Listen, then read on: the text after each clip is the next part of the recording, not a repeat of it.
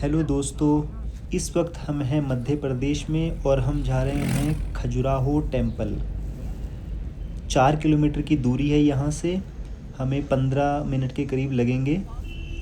तो आपको ले चलते हैं खजुराहो और वहाँ पार्क वगैरह भी है, वो भी आपको दिखाएंगे। टिकट वगैरह कितने की है वो भी आपको बताएंगे।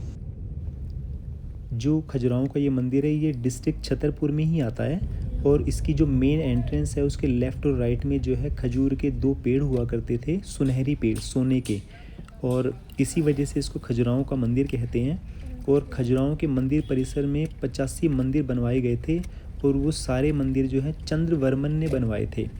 तो बाकी की कहानी में आपको मंदिर के अंदर एंटर ले लेते हैं, फिर आपको बताता हूँ उसके बारे में। तो चलिए चलते हैं।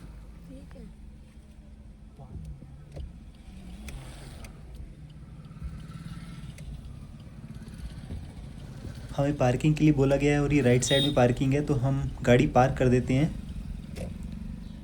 पार्किंग में भी ज़्यादा गाड़ियाँ हैं नहीं, एक ही गाड़ी खड़ी है और दूसरी हमारी है और किसी की नहीं है। तो गाड़ी यहाँ पार्क करके चलते हैं मंदिर की तरफ। गाड़ी पार्क करके हम बाहर मेन रोड पे आ चुके हैं और मंदिर यहाँ से ज़्यादा दूर नहीं है। सबसे बड़ी बात यह है कि मंदिर के ही आसपास आपको hotel, restaurant, guest house, rest house सब कुछ मिल जाएगा। खाने पीने की कोई प्रॉब्लम नहीं है, रात को भी रुक सकते हैं। तो कुछ लोगों ने कहा है कि भी मंदिर बंद हो जाएगा, आपको एंट्री नहीं मिलेगी, जाने का कोई फ़ायदा नहीं है। तो लेकिन हम सोच रहे हैं कि एक बार चांस ले लेते हैं, इतनी दूर आए हुए तो टिकट भी लगेगी। टिकट का क्या हिसाब रहेगा वो भी आपको बताएंगे, एंट्री मिलेगी नहीं मिलेगी किस्मत की बात है, देखते हैं, ट्राई कर लेते हैं एक बार।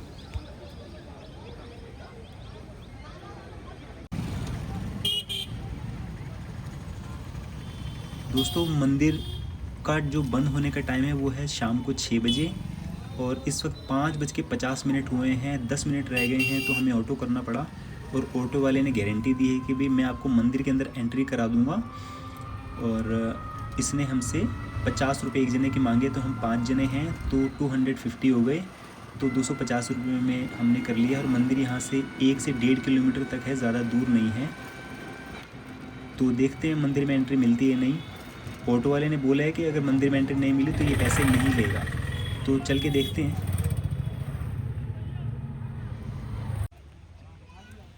हमें मंदिर के अंदर एंट्री मिल गई है और ये मंदिर 6:45 के करीब बंद हो जाएगा। और कह रहे हैं कि भी ये आवाज़ देना शुरू कर देते हैं कि मंदिर से बाहर निकलो, क्योंकि रात को यहाँ रुकना मना है, क्योंकि ये ऐसा इकलौता मंदिर है जहाँ किसी देवी देवता की मूर्ति नहीं है। तो अंदर चल के आपको बताते हैं कि इसका इतिहास, इसकी कहानी क्या है। और हमें एक टिकट के 50 रुपये लगे हैं। यहाँ भी हमें 250 रुपीज़ जो है वो देने पड़े और स्कैन के थ्रू पेमेंट हमने पहले ही कर दी थी। और इस जो गेट पे सिक्योरिटी गार्ड था उसने हमें व्हाट्सएप पे जो है टिकट भेज दी है। तो 250 रुपये लगे हैं। तो अब चलते हैं मंदिर की तरफ। मंदिर यहाँ से शुरू हो चुका है और साथ ही में ये छोटी सी लेक भी है, पार्क भी अच्छे अच्छे बनाए हुए हैं, बहुत ही साफ़ सफाई है यहाँ पे। तो चलते हैं, आपको एंजॉय करवाते हैं और ख़ुद भी एंजॉय करते हैं।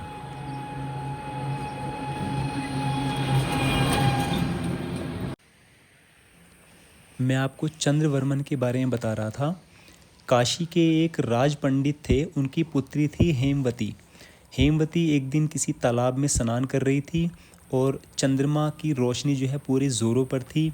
तो चंद्रमा देवता जो हैं हेमवती पर मोहित हो जाते हैं और मनुष्य रूप धारण करके धरती पे आते हैं और हेमवती का अपहरण कर लेते हैं।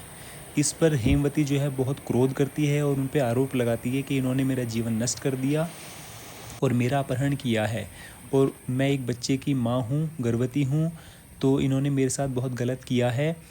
और इसी पे जो है चंद्रमा देवता जो हैं इनको वरदान देते हैं और वरदान के रूप में वो इनसे क्या कहते हैं कि तुम खजुराहो चली जाओ और वहाँ तुम एक बहुत ही वीर बालक को जन्म दोगी और उस बालक का नाम तुम चंद्रवर्मन रखना। तो हेमवती क्या करती है कि अपना घर बार छोड़ देती है और खजुराहो गांव में आकर बस जाती है। तब वो चंद्रवर्मन को जन्म देती है।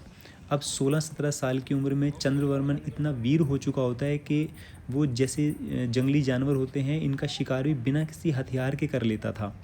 अब हेमवती जो है इसकी वीरता को देखती हुए बहुत हैरान हो जाती है और खुश भी होती है कि मेरा पुत्र जो है इतना वीर है अपने ही पिता की तरह। इनके पिता की जो मृत्यु हो चुकी होती है, ये विधवा होती हैं, तो हेमवती जो है एक इसको यज्ञ करने की आज्ञा देती है और साथ ही चंद्रमा देवता की पूजा आराधना करती है, तपस्या करती है। तो चंद्रमा देवता उस वक्त इसके सामने प्रकट होकर इसको आशीर्वाद देते हैं, फिर से एक वरदान देते हैं और वरदान के रूप में वो चंद्रवर्मन को क्या देते हैं, पारस का एक पत्थर देते हैं। ये पारस का पत्थर ऐसा पत्थर था जो किसी भी लोहे की चीज़ को छू ले तो वो सोना बन जाती थी, जिसकी वजह से जो मेन एंट्रेंस है वो खजूर के पेड़ जो थे उसको जो है जैसे वो टच करते हैं, लोहा या कोई और दूसरी भी धातु हो, लकड़ी हो, जैसी छूते थे वो सोना हो जाती थी। उसी वजह से पारस पत्थर को छूने से ही वो पेड़ जो हैं वो सुनहरी यानी सोने के हो गए थे। तो चंद्रवर्मन जो थे उन्होंने माँ की आज्ञा से और चंद्रमा देवता की आज्ञा से ही एक बहुत बड़ा यज्ञ का आयोजन किया था और यज्ञ पूरा हो जाने के बाद जो है हेमवती के जितने भी पाप होते हैं वो सब नष्ट हो जाते हैं। तो ये कहानी जो छोटी सी थी, सत्य कथा थी, वो मैंने आपको बतलाई। आपको कैसी लगी? अगर मेरे इस ब्लॉग में कोई भी कमी रह गई हो तो कृपया मुझे कमेंट सेक्शन में ज़रूर बताइए और आपको जो छोटे दूसरे जो मंदिर हैं वो भी मैं आपको दिखा देता हूँ।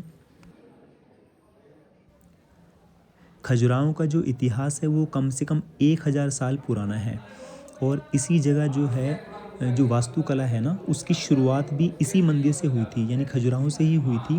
और पूरा मंदिर परिसर जो है घूमने में हमें करीब पौना घंटा लग गया और हम पूरा मंदिर नहीं घूम पाए थे अभी। और चंद्रवर्मन ने जो है यहाँ 85 मंदिर जो हैं बनवाए थे, इनका निर्माण किया था और अभी आज की डेट में देखा जाए तो 20 या 25 ही मंदिर बचे होंगे, बाकी मंदिर जो है टूट चुके हैं। और सबसे बड़ी बात दोस्तों, हमारा लक कितना ख़राब है। अगर हमें पहले पता होता कि यहाँ फरवरी में मेला भी ही लगता है तो हम फरवरी में आते। अब हमें यहाँ के पता चल रहा है कि भाई यहाँ मेला भी लगता है, वो भी 1 हफ़्ते के लिए। वो मेला फरवरी में शुरू होता है, 20 फरवरी से लेकर 26 फरवरी तक वो मेले का आयोजन यहाँ किया जाता है। और अभी तो दिसंबर का एंड चल रहा है, पूरा महीना पड़ा है, तो इतनी दूर हम दोबारा तो नहीं आ पाएंगे। लेकिन आपको मौका लगे तो आप यहाँ ज़रूर आइए। फरवरी की 20 से 26 तारीख तक यहाँ मेला होता है। अभी इस वक्त हम जा रहे हैं, बताया है किसी ने कि यहाँ शिवलिंग भी है। चंद्रवर्मन ने यहाँ शिवलिंग भी बनवाया था, तो शिवलिंग देखते हैं, अंदर घुसते हैं। रश काफ़ी हो रहा है दोस्तों। ये शिवलिंग बनवाया था चंद्रवर्मन ने, वो भगवान शिव का भी भक्त था, तो हम भी हाथ लगा लेते हैं। और आप देख रहे होंगे कि इस पूरे मंदिर परिसर में जो है कोई बल्ब, कोई ट्यूबलाइट, इलेक्ट्रिसिटी कुछ भी नहीं है। सब ने अपने मोबाइल की टॉर्च से ही काम चलाया हुआ है। तो यही कारण हो सकता है कि भाई मंदिर के अंदर जो है किसी को स्टे नहीं करने देते, रुकने नहीं देते। तो 6:45 के करीब ही हमें आवाज़ लगानी शुरू कर दी थी कि भाई मंदिर बंद हो रहा है, आप बाहर निकलिए। तो बस हम जल्दी दर्शन करके निकलेंगे। अब गेट की तरफ चलते हैं, बाहर की तरफ। दोस्तों लोग तो अभी भी घूम रहे हैं, कुछ सीढ़ियों में बैठे हैं, आप देख रहे हैं ना। किसी को जैसे कोई फ़र्क ही नहीं पड़ रहा है, वो बार बार आवाज़ लगा रहे हैं। तो थोड़ा देख लेते हैं, घूम लेते हैं। 7 बजने में अभी 5 मिनट हैं, तो हो सकता है 7 सवा 7 बजे के करीब बंद हो। तो थोड़ी फ़ोटोग्राफी और कर लेते हैं, थोड़े आपको और मंदिर दिखा देता हूँ। सारे मंदिर देखने में एक ही जैसे लग रहे हैं।